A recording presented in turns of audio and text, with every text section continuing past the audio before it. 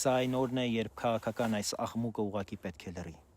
Լեռնային Ղարաբաղում Ռուսաստանի խաղաղապահ զորախմբի պատասխանատվության գոտում Ադրբեջանի կողմից առևանգված մեր 4 հայրենակիցները Հայաստանի արտգործնախարարի եւ Միացյալ Նահանգների պետքարտուղարի հանդիպումից ժամեր անց ազատ են արձակվել, իսկ մենք ինչ թույնով, ինչ թշնամանքով ենք արձագանքում այս հրաշալի լուրին։ Հայաստանի 4 քաղաքացի գերությունից տուն է եկել։ Սա ոչ թե իշխանության միավորն է, այլ կյանքի, մարդկային կյանքի հաղթանակն է երեխաների, մայրերի, ընտանիքների գրկում։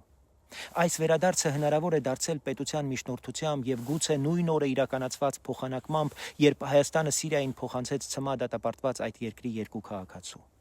Այո, գուցե վճարված գինը հաճելի չէ, բայց պետության պարտականությունն է նույնիսկ ամենածանր գնով իր քաղաքացուն տուն վերադարձնել։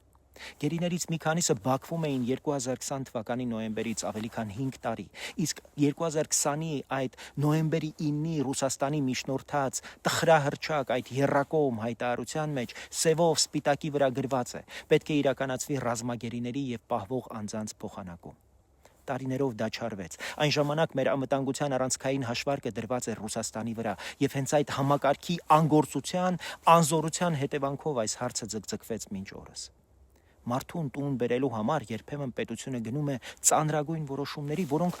շատ դեպքերում մեր սրտով չեն, բայց պետությունը պարտավոր է քայլեր ձեռնարկել, որովհետև մարդու իր քաղաքացու կյանքը հարմար պահի թեմա չէ։ Եվ եթե ուզում ենք հասկանալ, թե ինչ է իրական պետությունը, հիշենք 2011-ի հոկտեմբերը։ Իսրայելը իր մեկ զինվորին, Գիլադ Շալիթին 5 տարվա գերությունից տուն բերելու համար համաձայնեց փոխանակման, ազատ արձակեց 1027 պաղեստինցի բանտարկյալի, որոնց թվում նաև Համասի ահաբեկիչներ էին։ Իսկ վարչապետ Նեթանյահուն այս առթիվ պարզ ու հստակ ասաց. գինը սարսափելի թանկ է, բայց ես վճարում եմ, որովհետև իմ պետությունը իր քաղաքացուն մենակ չի թողնում։ Գերիների հարցը պետք է դուրս բերել ներքաղաքական այս շահարկումներից եւ դարձնել ազգային օրակարգ։ Բոլոր գերիներին պետք է ամեն գնով վերադարձնել տուն ու միաժամանակ ունենալ քաղաքական հասունություն, անուններով նշել ձախողումը, պահանջել պատասխանատվություն ու երբ մարդը վերադառնում է, գոնե մեկ վայրկյան